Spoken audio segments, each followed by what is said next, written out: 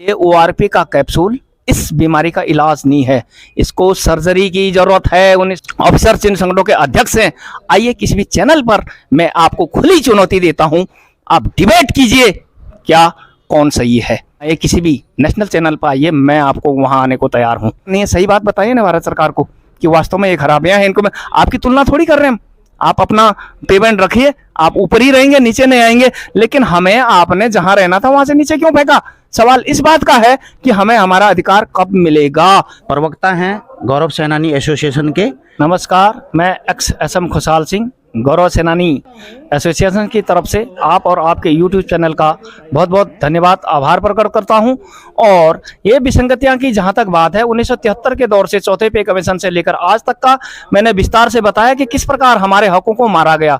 सभी कुछ पहले डिफेंस पॉलिसीज अलग होती थी, पेंशन पॉलिसीज, और उसको सीएससी सेंट्रल सिविल सर्विसेज के साथ डालने के बाद ये सारी विसंगतियां आई, क्योंकि उनका सर्विस रेशो 60 साल के हिसाब से होता है, जवान का मिनिमम सर्विस 15 से 17 होती है। सबसे बड़ी बात यहां से शुरू होती है और आगे जाकर इन लोगों ने धीरे धीरे हमारे गजेटेड वैल्यू भी खत्म किए, जैसे कि आपको बार बार बताया जा चुका है। राष्ट्रपति के कलम की पावर कहां गई? हिंदुस्तान का लोवेस्ट गजेटेड रैंक जब लेवल 8 4800 से शुरू होता है, जबकि नायब सूबेदार साहब 35,406 पर आप शुरू करते हैं। सिविल का हेडमास्टर साहब, बीडीओ साहब, सर्किल इंस्पेक्टर साहब, तहसीलदार साहब के रेंज में हम लोग आते हैं, लेकिन आपने ऐसा नहीं किया। फौज में तो छोड़िए, सिविल के लायक भी आपने नहीं रखा। सारे संस्थाएं डीजीआर ने, सारी सिक्योरिटी एजेंसी के मालिक आप हैं। कल को यहाँ एक सीआईडी खुलती है तो उसके मैनेजर भी आप हैं। हमारे को ग्रेड लो होने की वजह से सिविल में भी ठीक से नौकरी नहीं मिलती है। यहाँ भी हम वहाँ से तो गए, लेकिन रिटायर होने के बाद भी आपने हमें कहीं का नहीं छोड़ा।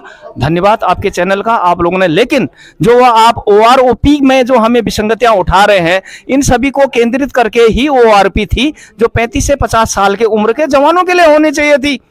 आपने इसी का फायदा उठा करके 58 से 60 साल के ऑफिसर्स लेफ्टिनेंट जनरल तक शामिल किए।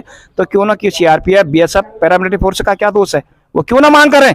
सेंट्रल की सभी एजेंसियां ओआरपी के हक के दायरे में आई हैं और वो भी मांग करें। क्योंकि आप क्यों ले रहे हैं? आप भी तो 60 साल में रिटायर हो रहे हैं साहब, और वापिस जो हक हमें मिलना था वो आपने छीन लिया। ग्रेड आपने हमारे छीने, गजेटेड वैल्यू आपने हमारी छीनी, पेंशन आने के बाद सारी पोस्टें आपने छीनी। इसलिए ओआरपी का कैप्सूल इस बीमारी का इलाज नहीं है, इसको सर्जरी की जरूरत है। 1973 से आज तक की खामियों का पहले सर्जरी करें, then pension policy index, maximum index किसी भी रैंक के, एक भी रैंक हमारा ऐसा नहीं है जो मिनिमम 15 इंडेक्स किसी रैंक के लेता हो। सिपाही भी नहीं लेता। 16 साल में जब एसीपी हवलदार होता है, 17 में रिटायर होता है, इंडेक्स मिलता है एक।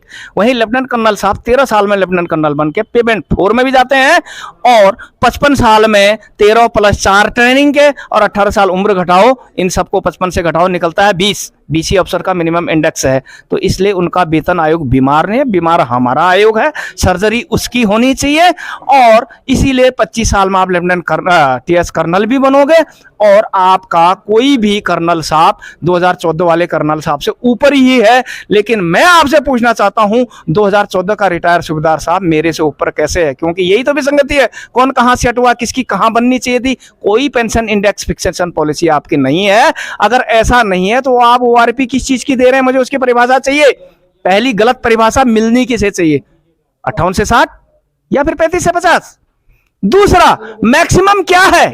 आप इसका उत्तर दें। आप उल्टी गंगा बहा रहे हैं, ऊपर वाला नीचे के साथ एडजस्ट हो रहा है। 2014 की तरफ आप हमको फेंक रहे हैं, नाम देते हैं ओआरपी, जबकि आपका 7th पे कमीशन कहता है 14.29% तनख्वाह बढ़ी है। तो क्या 2016 से पहले के रिटायर से मेरा पेंशन 14.2 ऊपर होना चाहिए या नीचे? नीचे क्यों है? क्योंकि हमारा सर्विस स्ट्रक्चर, हमारा प्रमोशन लेने का तरीका, हमारा रैंकिंग सिस्टम, हमारी नौकरी प्रोफेशन के हिसाब से बूढ़े नहीं रख सकते आप हमें। यंगस्टर चाहिए होता है आपको, और यदि यंगस्टर चाहिए तो फैक्टर किसका ज्यादा होना चाहिए, आपका या हमारा? ग्रेड वैल्यू किसके ऊपर होनी चाहिए? आपने 6 पे कमीशन में कर्नल साहब, ब्रिगेडियर साहब को पेमेंट 4 में ले गए। 7th में और कमी पूरी कर दी, लेफ्टिनेंट कर्नल साहब को भी ले गए। लेकिन हम नॉन गजेट के नॉन गजेटेड स्केल पर हैं, कागजों में गजेटेड हैं, काम के लिए गजेटेड हैं। यकीन मानिए, चैनल पर बोल रहा हूं, जब एक व्यक्ति नायब सूबेदार बनता है, उसकी हवलदार से 1700 रुपये तनख्वाह कम होती, ना कि बढ़ती है। क्योंकि गजेटेड के नाते जीएस पे उसकी कटती है, क्लास पे उसकी कटती है, 2% एक्स्ट्रा ड्यूटी कट जाती है।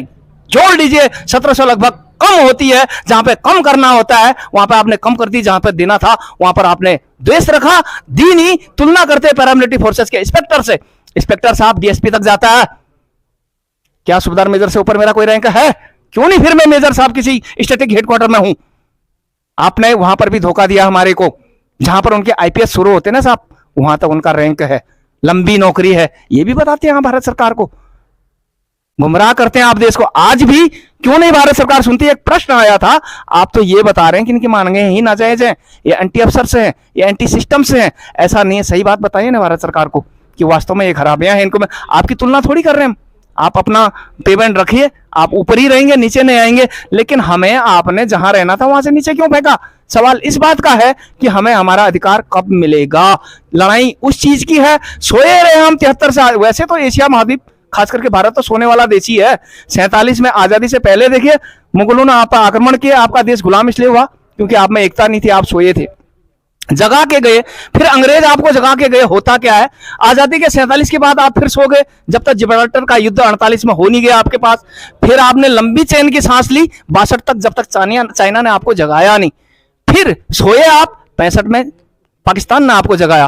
फिर 71 में थोड़ा आप जागे थे ना, उसी का परिणाम तो है ये जो आपने 70 का हमको 50 लाए। ये इनाम था साहब, थैंक यू भारत सरकार को, ये था आपका इनाम हमारे को। और वहां से इनाम का जो सिलसिला चला चौथे से आज तक, क्या गाथा गाएं आपकी कि आपने हमें उतना दिया कि हमें सड़कों पर आना पड़ा। सैनिक होता है रिटायर के बाद भी, ये धरना देना, जलूस निकालना, ये हमारा ओहदा नहीं था, हमारा काम नहीं था।